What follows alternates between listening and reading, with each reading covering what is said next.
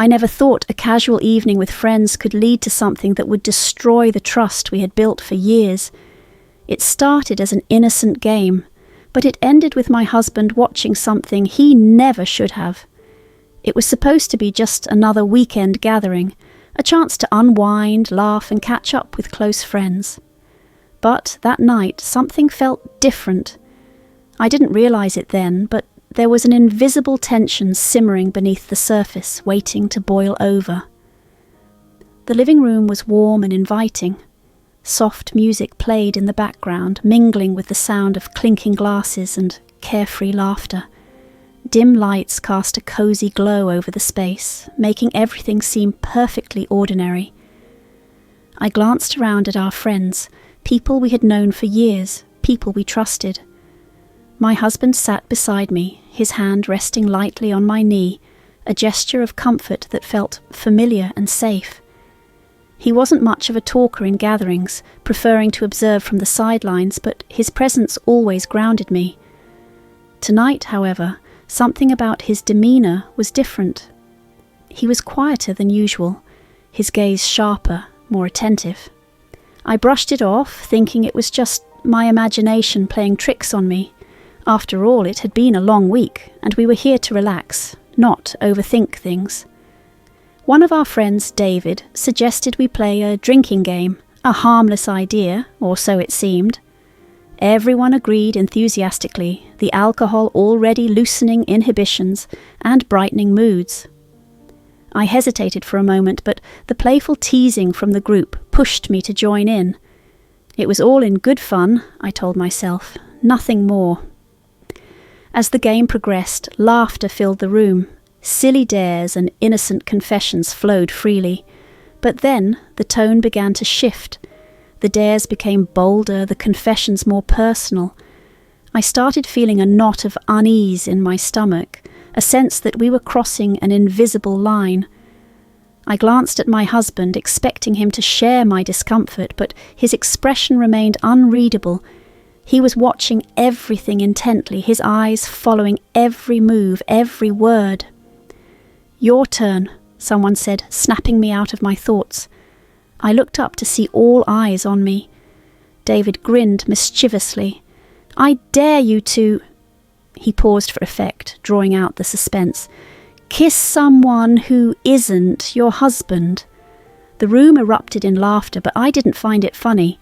I froze, my heart pounding in my chest. I could feel everyone's eyes on me, waiting to see how I would react. My instinct was to refuse, to laugh it off and move on, but something held me back, a mixture of peer pressure and the fear of being seen as uptight or boring.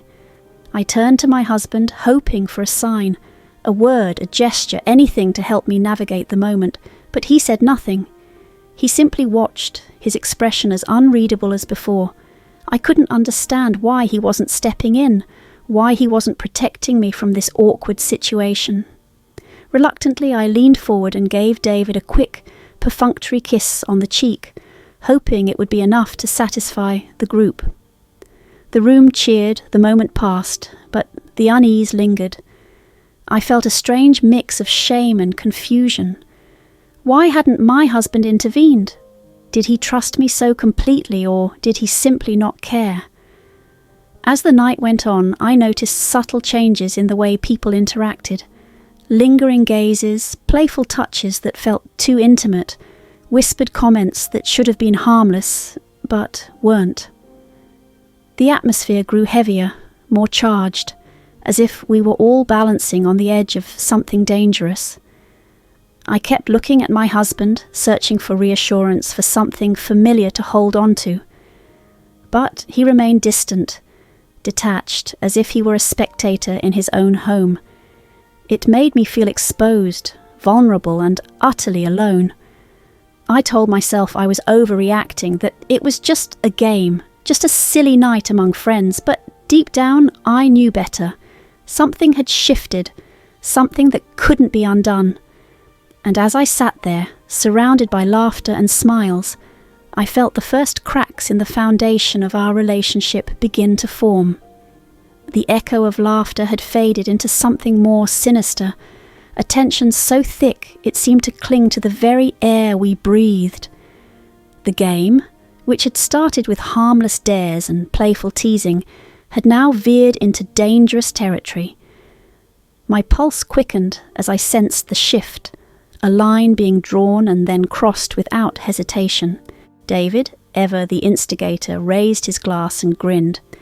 "Let's make things more interesting," he said, his voice carrying an edge of mischief that made my stomach twist. I glanced at my husband, hoping for some indication that he shared my discomfort, but he remained motionless, his expression as unreadable as ever, as though he were merely a spectator and not part of this unsettling scenario. "How about this?" David continued, his eyes gleaming with something I didn't want to name. "Each couple has to complete a dare, together, or face the consequences." The room erupted in cheers, but I barely heard them. All I could focus on was the knot tightening in my chest, the growing sense of dread. Lisa leaned forward, a mischievous smile playing on her lips. "Come on, it's just for fun, no harm done, right?" Her words were light, but there was an undercurrent of challenge in them, daring anyone to object. I turned to my husband again, silently pleading for him to put an end to this. "Say something," I begged him with my eyes. "Stop this before it goes any further." But he didn't. He didn't move, didn't speak. He just watched, his gaze steady and unreadable, as though he were detached from the entire situation. My mind raced, torn between standing up and walking away or staying to avoid making a scene. The peer pressure was suffocating, the weight of their expectations bearing down on me like a physical force. And yet, the thing that hurt the most wasn't the laughter or the dares. It was my husband's silence. His refusal to step in, to shield me from this, felt like a betrayal I hadn't seen coming. "Your turn!" someone called out, and all eyes turned to us. I felt the room closing in, the walls pressing against me, the air growing thinner. My heart pounded in my chest as I forced a smile, trying to mask the turmoil inside me. "We'll pass," I said, my voice strained but steady. There was a brief pause, a flicker of surprise in their eyes, before David shrugged and moved on. The moment passed, but the tension lingered, an invisible thread binding me to my husband's unwavering gaze. The next few minutes were a blur. Dares were given, laughter resumed, but I felt detached from it all, as though I were watching from a distance. I tried to focus, to ground myself, but the questions kept gnawing at me. Why wasn't he saying anything? Did he trust me so much that he believed I didn't need his protection, or did he simply not care? When the next round began, the dares escalated further, crossing lines that should never have been crossed. Someone suggested a game that made my breath catch in my throat, a game that left no room for pretense or denial. This wasn't fun anymore. It was something else entirely, something darker. I looked at my husband one last time, hoping against hope that he would finally step in, that he would finally speak, but he didn't. And in that moment I realized that whatever happened next would be a test, not of my loyalty, but of the very foundation of our relationship. The tension in the room was palpable, every eye fixed on me, waiting to see what I would do. My heart pounded in my chest, each beat echoing the growing sense of dread inside me. I could feel the cracks forming, the first fissures in the trust we had built over the years. And as I sat there, trapped between the expectations of our friends and the silence of my husband, I knew that this night was far from over. The weight of the night bore down on me like an invisible shroud, tightening with every passing moment. The game had crossed boundaries that I didn't even know existed, and yet here I was, trapped in the middle of it. My heart raced, not from excitement, but from the gnawing anxiety that something irrevocable was about to happen. David's voice cut through the tension, proposing another dare, one that sent a ripple of unease through the room. "Let's see how brave you two really are," he said, his grin as sharp as a blade. I barely registered the details. All I knew was that it involved something deeply intimate, something I wasn't ready to confront.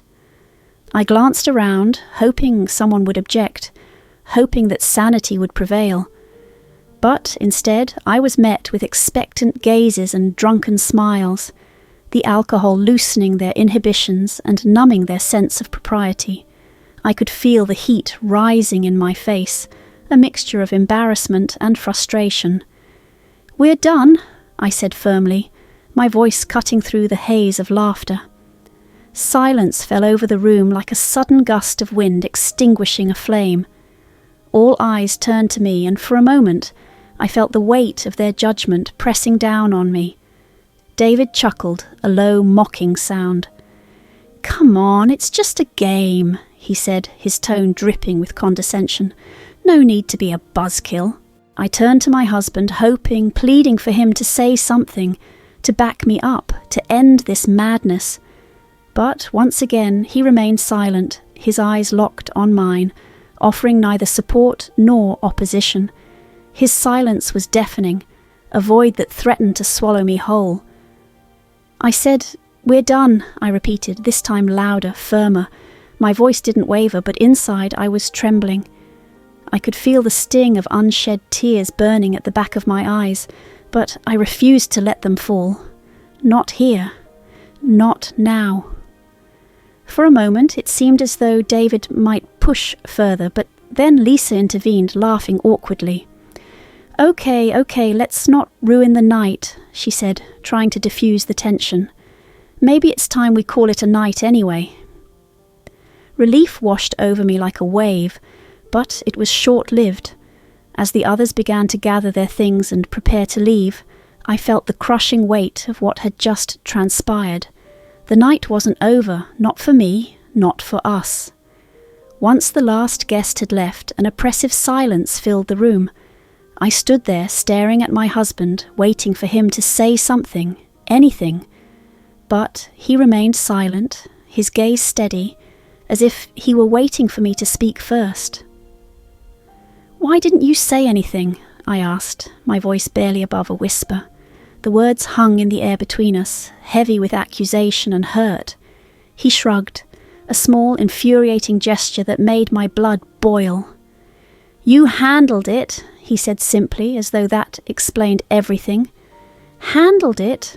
I echoed, incredulous. I needed you.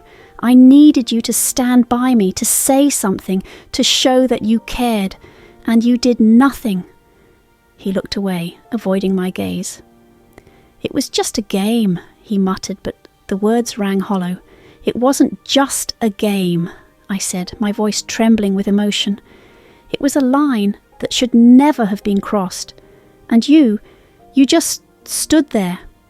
The silence stretched on, thick and suffocating. I felt the first tear slip down my cheek, and with it came a flood of emotions: anger, betrayal, disappointment. I had always believed that no matter what, we would stand together, but tonight that belief had been shattered. "I don't know what's worse," I said finally, my voice breaking, "the fact that they dared to push those boundaries, or the fact that you let them." He didn't respond, he didn't even look at me. And in that moment I realized that something fundamental had changed between us. The trust, the partnership, the unspoken bond that had held us together. It was all fractured, perhaps beyond repair. I turned away, unable to bear the weight of his silence any longer. As I walked toward the bedroom, I felt a cold emptiness settle over me, a chilling realization that this night had marked the beginning of something I wasn't ready to face. And as I closed the door behind me, the tears finally came, each one a silent testament to the cracks that had formed in the foundation of our marriage. The aftermath of that night lingered like a storm cloud, casting a shadow over everything. Days passed, but the weight in my chest remained. Each moment felt like an endless loop, my mind replaying every detail of that evening. The dares, the laughter, the way my husband had watched in silence while I silently begged for his intervention. I couldn't shake the feeling that something vital had been broken, something I wasn't sure we could ever mend. I barely spoke to him in those first few days. The words felt stuck in my throat, choked by a whirlwind of emotions, anger, betrayal, sadness, and confusion. He too seemed at a loss for what to say.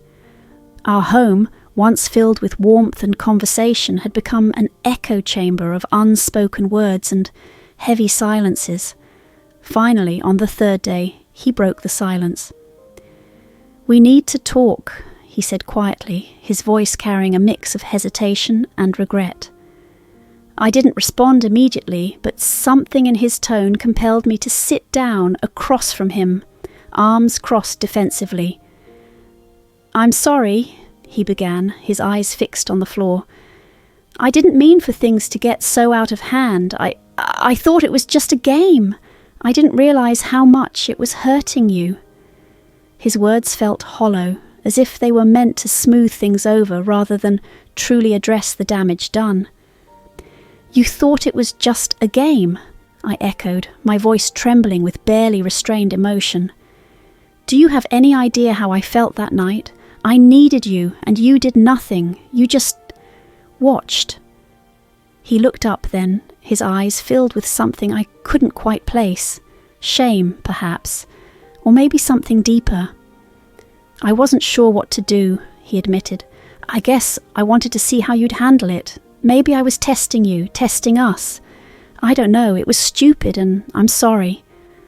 A bitter laugh escaped my lips before I could stop it. "Testing me?" I said incredulously. "Do you even hear yourself?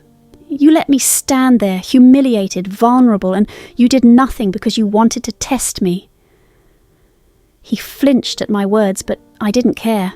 I was too angry, too hurt to hold back.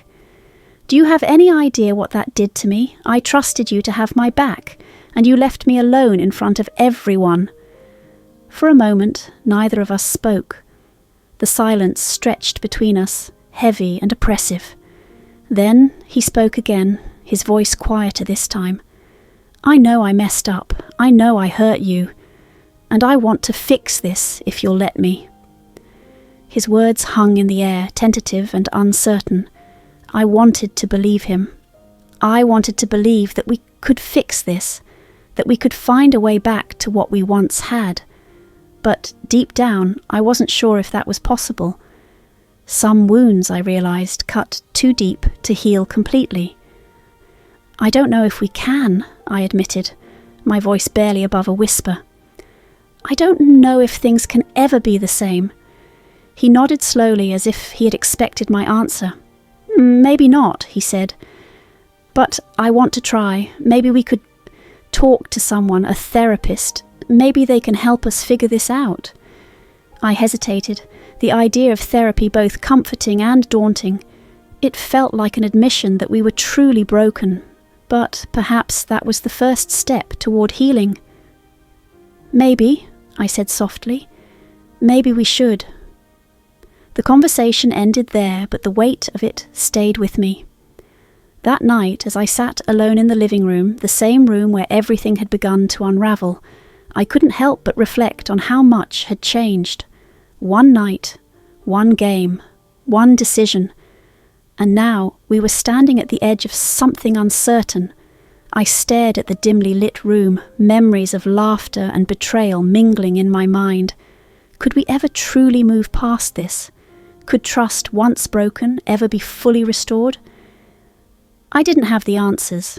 All I knew was that something had been lost, something I wasn't sure we could ever get back, but maybe, just maybe, we could try. And for now, that was all I had, a fragile hope that, despite everything, some wounds could still heal.